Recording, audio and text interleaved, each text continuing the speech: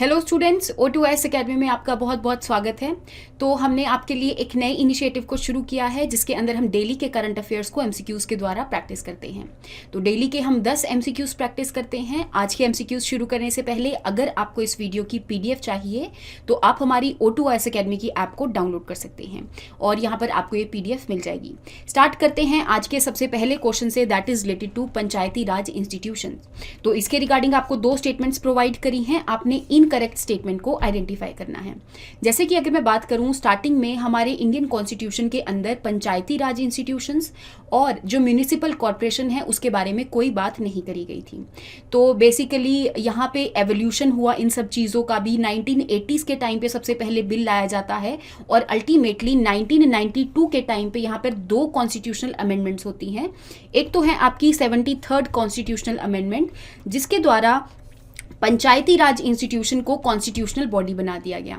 Next है आपकी 74th constitutional amendment act 1992 जिसके द्वारा यहाँ पर म्यूनिसिपल कॉर्पोरेशन को भी कॉन्स्टिट्यूशनल बॉडी बना दिया गया। तो दैट मीन्स आपकी जो फर्स्ट स्टेटमेंट है ये करेक्ट हो जाएगी। सेकेंड स्टेटमेंट के बारे में अगर मैं बात करूँ कि अगर किसी पर्सन ने पंचायती की इलेक्शंस में कंटेस्ट करना है तो उसके लिए उनकी मिनिमम एज 21 साल की होनी चाहिए, 18 साल यहाँ पर गलत हो जाएगा।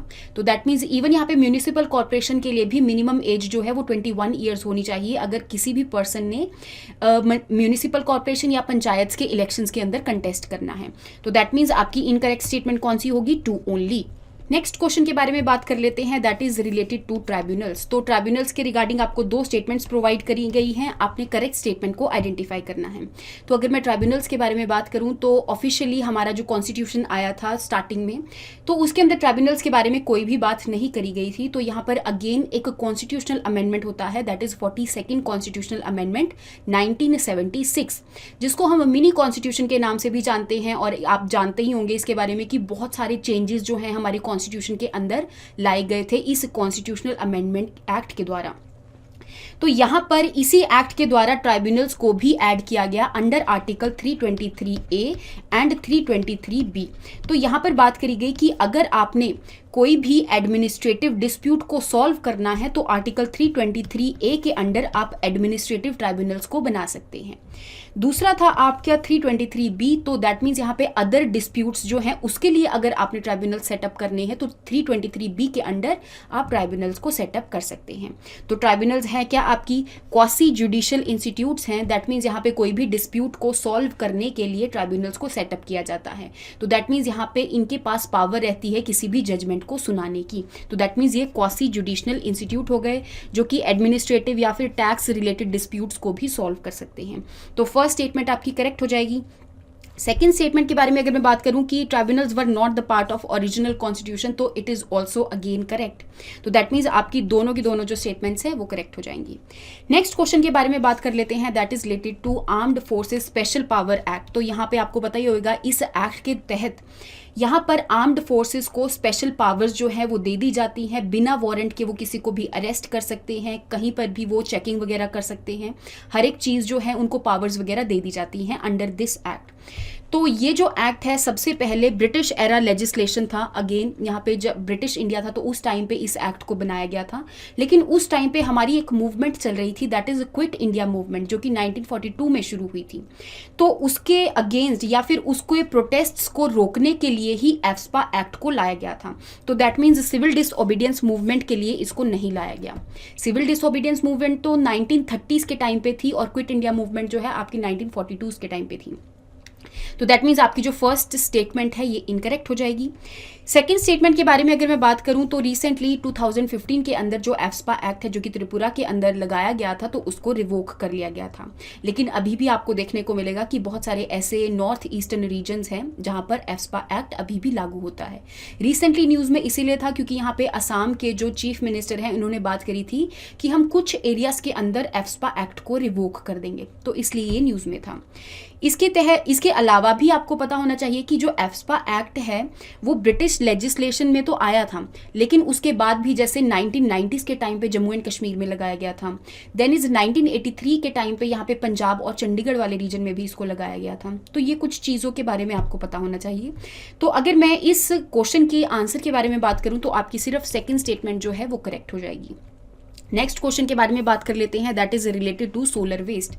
तो सोलर वेस्ट जो है रिसेंटली आपको बहुत सारे आर्टिकल्स जो हैं, चाहे डाउन टू अर्थ हो गया आपका, है ना, या फिर इंडियन एक्सप्रेस हो गया, इन सब के अंदर आपको सोलर वेस्ट के रिगार्डिंग आर्टिकल्स देखने को मिलेंगे। तो बेसिकली हम रिन्यूएबल एनर्जी के टूवर्ड्स मूव तो कर रहे हैं, लेकिन हम ये चीज़ नहीं रियलाइज कर पा रहे कि सोलर पैनल्स जो हम यूज़ कर रहे हैं उसकी वजह से भी तो सोलर वेस्ट प्रोड्यूस हो रहे हैं। तो उन सोलर वेस्ट की जो रिस्पॉन्सिबिलिटी है, उसकी जो डिस्पोजल की रिस्पॉन्सिबिलिटी है, तो वो किसके पास रहेगी? तो उसके रिगार्डिंग ही आपको ये 2 स्टेटमेंट्स जो हैं वो प्रोवाइड करी गई हैं। जैसा कि मैंने आपको बता ही दिया कि सोलर पैनल्स का जो वेस्ट है वहाँ से ही सोलर वेस्ट जो है वो जनरेट हो रहा है। फर्स्ट स्टेटमेंट आपकी करेक्ट हो जाएगी। सेकंड स्टेटमेंट के बारे में बात करूँ कि अभी तक ऐसा एज सच कोई भी लेजिस्लेशन नहीं आया है जिसके तहत इंडिया के अंदर रिस्पॉन्सिबिलिटी जो है वो मैन्युफैक्चरर या फिर डिस्ट्रीब्यूटर्स के ऊपर डाली गई हो। तो दैट मीन्स अभी ऐसे इनैक्ट लाने अभी बाकी हैं। तो दैट मीन्स आपकी जो सेकेंड स्टेटमेंट है ये इनकरेक्ट हो जाएगी और आपका आंसर बनेगा 1 ओनली। नेक्स्ट क्वेश्चन के बारे में बात कर लेते हैं, that is related to stem cells. तो स्टेम सेल्स ऐसी सेल्स होती हैं जो कि एक तरह से प्लूरीपोटेंट सेल्स होती हैं। प्लूरीपोटेंट सेल का मतलब ये होता है कि हमारी बॉडी की जितनी भी सेल्स हैं उन सारी सेल्स को बनाने की क्षमता रखती है स्टेम सेल्स। स्टेम सेल्स जो हैं, आपने जिस टाइम पे एक बेबी का बर्थ होता है तो उस टाइम पे जो एम्बिलिकल कॉर्ड होती है, दैट मीन्स जो कॉर्ड बेबी को अपनी मदर के साथ कनेक्ट करती है, उस कॉर्ड के अंदर भी आपको बहुत सारी स्टेम सेल्स देखने को मिलेंगी। आजकल तो आपने देखा भी होगा एक सिस्टम सा, मतलब एक वो नॉर्म सा बन गया है कि यहाँ पे स्टेम सेल्स को प्रिजर्व करने की यहाँ पर बात करते हैं। तो एक तरह से सही भी है, क्योंकि आने वाली जितनी भी डिजीजेज हैं उन सबको क्योर करने की कैपेबिलिटी भी स्टेम सेल्स रखती हैं। तो इसी के रिगार्डिंग आपको 3 स्टेटमेंट्स जो हैं वो प्रोवाइड करी गई हैं। आपने करेक्ट स्टेटमेंट को आइडेंटिफाई करना है। फर्स्ट स्टेटमेंट है कि only cell in the body that has natural ability to generate new cell types. ये तो मैंने आपको बता ही दिया कि स्टेम सेल्स के पास एबिलिटी होती है कि हमारी बॉडी की किसी भी सेल को जनरेट कर सकती हैं। तो फर्स्ट स्टेटमेंट आपकी करेक्ट हो जाएगी। सेकंड स्टेटमेंट के बारे में अगर मैं बात करूं तो स्टेम सेल्स भी एक नॉर्मल सेल की तरह ही डिवाइड करती है और यहाँ पे बहुत सारे नंबर ऑफ सेल्स जो है या फिर जिनको हम डॉटर सेल्स के नाम से जानते हैं तो ये बना देती है। तो सेकंड स्टेटमेंट भी आपकी करेक्ट हो जाएगी। थर्ड स्टेटमेंट के बारे में अगर मैं बात करूँ तो एज सच स्टेम सेल्स को किसी भी एक्ट के अंदर नहीं डाला गया है। तो बेसिकली आपकी जो थर्ड स्टेटमेंट है ये इनकरेक्ट हो जाएगी और आपका आंसर बनेगा 1 और 2 ओनली। नेक्स्ट क्वेश्चन के बारे में बात कर लेते हैं, that is related to collegium system of judiciary in Indian polity. तो अगर मैं कॉलेजियम सिस्टम के बारे में बात करूं तो बहुत टाइम से न्यूज़ में चल रहा है, क्योंकि आपने देखा होगा कि हमारे जो नए CGI हैं वो कल यानी कि 9 नवंबर को ओथ लेने वाले हैं, दैट इज DY चंद्रचूड़। तो इसी के रिगार्डिंग कॉलेजियम सिस्टम जो है हमेशा न्यूज़ में चलता रहता है। तो इसी के रिगार्डिंग आपको 2 स्टेटमेंट्स प्रोवाइड करी गई हैं, आपने इनकरेक्ट स्टेटमेंट को आइडेंटिफाई करना है। तो अगर मैं कॉलेजियम सिस्टम के बारे में बात करूँ तो इनिशियली हमारे कॉन्स्टिट्यूशन में कॉलेजियम सिस्टम के रिगार्डिंग कुछ भी मेंशन नहीं किया गया था। तो ये भी बहुत सारे ऐसे केसेस हुए हैं जिसके टाइम पे जो कॉलेजियम सिस्टम है वो इवॉल्व किया। जैसे कि जो फर्स्ट जजेस केस है 1981 के टाइम पर आया था और इसके अंदर जो जजमेंट है वो ये बताई गई थी कि जो प्रेसिडेंट है वो यहाँ पर जब CGI को अपॉइंट करेंगे तो वो सिर्फ कंसल्ट कर सकते हैं, कॉन्करेंस रिक्वायर्ड नहीं है। तो दैट मीन्स यहाँ पे फर्स्ट जजेस केस के अंदर कंसेंसस वगैरह की कोई भी बात नहीं करी गई थी। जो सेकंड जजेस केस था जो कि आपका 1993 के टाइम पे आया था, तो इस जजेस केस के अंदर बात करी गई कि आप जो प्रेसिडेंट है वो अपॉइंट तो करेंगे, लेकिन यहाँ पे उनको कंसल्ट करना पड़ेगा CGI को और 2 ऐसे जजेस को जो कि सीनियर जजेस हैं। तो यहाँ पे कंसेंसस बनाने की बात करी गई सेकंड जजेस केस के अंदर। और थर्ड जजेस केस जो है वो आपका 1998 में आया था। तो यहाँ पर जो प्रेसिडेंट हैं उन्होंने बेसिकली हमारे जो सुप्रीम कोर्ट के CGI हैं उनको कंसल्ट किया था कि आप कॉलेजियम सिस्टम के बारे में थोड़ा सा और बताइए कि ये किस चीज़ के रिगार्डिंग है। तो हमारे प्रेसिडेंट ने आर्टिकल 143 को यूज़ करते हुए ये जो एडवाइजरी ज्यूरिसडिक्शन है वो सुप्रीम कोर्ट की यूटिलाइज करी थी। तो इसी के रिगार्डिंग ही जो सुप्रीम कोर्ट है उन्होंने अपनी जजमेंट में ये बताया था कि जो प्रेसिडेंट है वो यहाँ पर कंसल्ट करेंगे और ये जो कंसल्टेशन है वो सुप्रीम कोर्ट जजेस के साथ कॉन्फ्रेंस में भी होना चाहिए और यहाँ पे कंसेंसस बनाने के लिए एक CGI रहेंगे और 4 सुप्रीम कोर्ट के सीनियर जजेस रहेंगे, जो कि अल्टीमेटली आने वाले जो CGI हैं या फिर जो भी जजेस हैं तो उन सबको अपॉइंट करने की कैपेबिलिटी रखते हैं। तो दैट मीन्स आपकी जो सेकेंड स्टेटमेंट है ये इनकरेक्ट हो जाएगी और आपका आंसर बनेगा 2 only because incorrect statement is asked. Next question के बारे में बात कर लेते हैं, that is related to Jammu and Kashmir state investigation agency. तो जैसा कि आप जानते हैं, सबसे पहले हमारे कॉन्स्टिट्यूशन के अंदर जम्मू एंड कश्मीर को अलग आर्टिकल के अंदर डाल दिया गया था। तो यहाँ पर बहुत सारे एक्ट्स थे जो कि हमारे पूरे इंडिया में लागू होते थे, लेकिन जम्मू एंड कश्मीर में लागू नहीं होते थे। तो अभी तो आपको पता ही होगा कि आर्टिकल 370 को हटा दिया गया है। तो यहाँ पर कॉमन एक्ट्स आ गए हैं और अल्टीमेटली जितने भी एक्ट हमारे सेंटर के होते हैं वो जम्मू एंड कश्मीर के लिए भी सेम एप्लीकेबल रहते हैं। तो Jammu and Kashmir state investigation agency के रिगार्डिंग आपको 2 स्टेटमेंट्स प्रोवाइड करी गई हैं। आपने करेक्ट स्टेटमेंट को आइडेंटिफाई करना है। जैसे कि इस स्टेट इन्वेस्टिगेशन एजेंसी का जो हेड होता है वो CID का एक्स ऑफिशियो चेयरमैन है। तो दैट मीन्स जो CID के हेड हैं वही यहाँ पर जम्मू एंड कश्मीर की स्टेट इन्वेस्टिगेशन एजेंसी के हेड रहेंगे। तो दैट मीन्स आपकी जो फर्स्ट स्टेटमेंट है वो इनकरेक्ट हो जाएगी।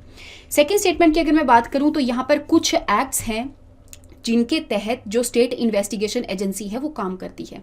तो एक तो हो गया आपका UAPA act, that is unlawful activities prevention act 1967, और दूसरा एक्ट है आपका एक्सप्लोजिव सब्सटेंसेस एक्ट। तो यहाँ पर सिर्फ UAPA सोल प्रोविजन नहीं है। तो दैट मीन्स आपकी जो सेकंड स्टेटमेंट है ये इनकरेक्ट हो जाएगी और आपका आंसर बनेगा नीदर 1 नॉर 2, क्योंकि दोनों स्टेटमेंट्स जो हैं वो इनकरेक्ट हो गई है।